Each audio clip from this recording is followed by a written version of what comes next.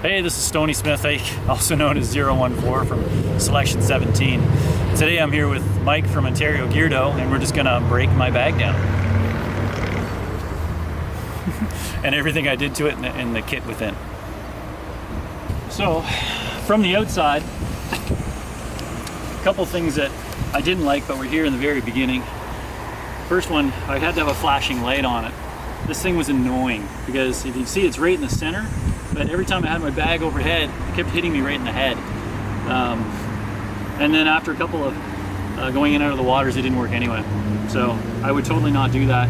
In fact, once I pulled it off, I was just running chem lights anyway. I wouldn't use that again. Obviously the PT belt. Outside pouch, gloves. Little trick I learned, these gloves are always coming off, is to cut the Velcro bands off the back. You won't be able to use them anyway, they'll be so full of sand, they're useless. The other thing is to cut holes in the fingertips. So when your gloves do fill up with sand, the water and the sand can come out. In the main pouch, I used a GR2, it's a little bit bigger, but it gave me opportunity to stuff more, have more room. Outside, or first inner pouch, outer pouch, whatever you want to call it, I just had my headlamp. That was the only thing I had in there. Easy, straightforward. I know where it is. We're told to bring garbage bags, contractor bags, I guess in case whatever started getting wet. Didn't use it. Same thing, smaller dry bag. In case I was underweight at any point, this gave me a good place to put rocks or gravel or anything I could supplement the weight with. Didn't use it.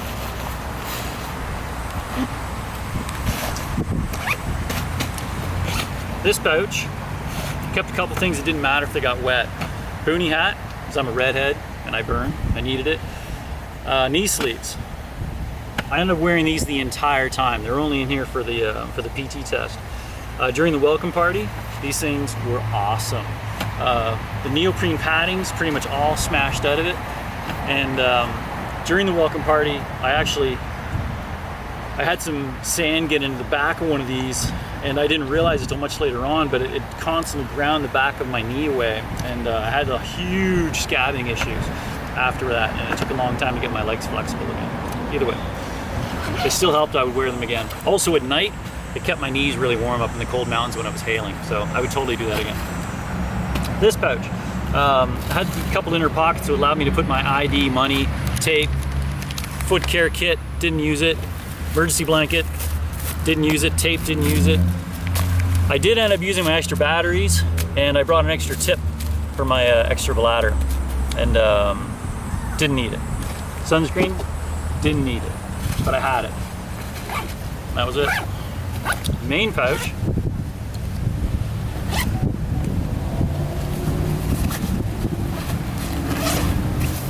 Was a dry bag.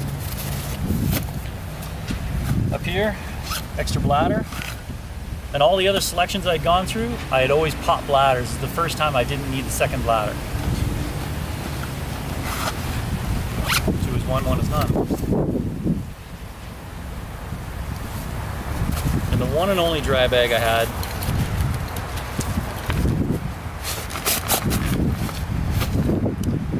extra pair of shoes. I did the PT test in these. Extra brown shirt, didn't use it. No numbers on it, still a virgin. The other thing I like to do is because you have to keep this top on all the time. So if you've got your jacket on and you're trying to get your top on over top of it, I pre-cut the neck. So I could just slice it, get it on over my head, over my hood, or whatever I got on. Who cares? It's disposable. I had a pair of neoprene gloves. These things were fabulous at night up on the cold mountains. Kept the heat in when I was wet, when it was snowing and raining, and fabulous. Toque, merino wool toque. Wore this during the PT test or during the welcome party. Great piece. Jacket, just a waterproof, windbreaker, 3/4 length coat. This thing's been through hell and back. It hasn't had any rips or tears, anything. This thing's been fabulous. It still looks like I can go out in it. Like you can't even tell what I've done to that thing. This was a last minute purchase. This is just an Under Armour cold weather gear, and I'm really glad I brought this. This really held off the cold at night. This is a cold gear. I guess it's a large fitted cold gear top, and it was wicked. Totally like that piece. I did bring I wore a pair of darn tough socks during the whole event. I did bring an extra pair. I didn't need them, but for the long walk, when it started getting towards the end there, my feet were in bad shape. I brought this pair of Smart Wool winter weight hiking socks, and these were like walking on clouds. I love these things, and you know, my feet it was just all pus and sweat and everything, but my feet were lubed. They were perfect. They were so nice. That's really it. That's all I brought. You can see that I have the carabiner holding my water bladder in there, and this is a trick I learned from the first time, because my weight plate kept pinching my my bladder, but right there, this seam here kept getting pinched. So I came up with this, just a way to buffer that off a little bit, and I didn't have any problems this time. So I'm assuming that did it. I found when I was trying to refill these things in the past, I tried to disconnect it and take the bag out, fill the water jug up. I'm like, who cares? Just soak the bag, rip that thing off, fill it up, pour the water all over your bag. You're wet all the time anyway. It didn't matter. Just get it done fast, get it over with. My bag weighed in a perfect 46 pounds, and I just had a 5-pound supplement and a 25-pound main plate. That I laser cut this one just from a piece of 3/4 inch plate. I've had problems in the past with non-chamfered edges, tearing the bottom of my pocket, so I just wrapped this one in rope, and that was it. Just the one carabiner hose. On the outside, obviously the PT belt, I just put it in some loops to hold it there. Get rid of that. My belt attachment, I really like the GR tube because the length of it and the way it sits on my body. Probably should have talked about the chain when my bag was full, but I'll show you that in a minute when I repack it.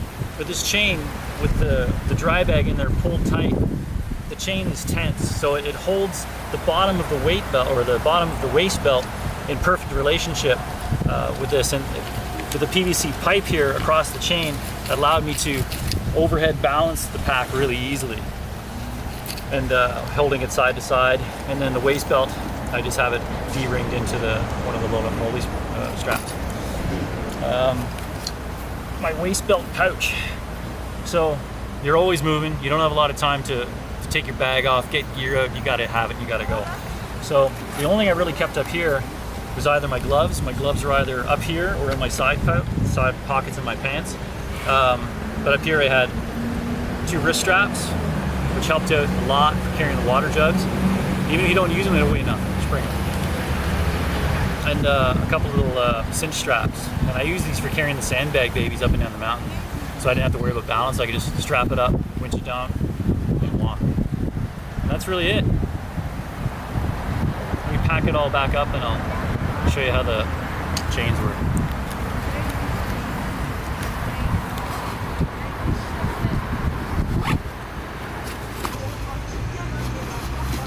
So you can see the chain strap in the back. Now it's held under a little more tension right now. So now it's easier to pull up. It's going to stay wherever I want it to. So when I'm whipping it overhead, I can balance it much easier. That's all I'm going to do with it. I don't do anything else.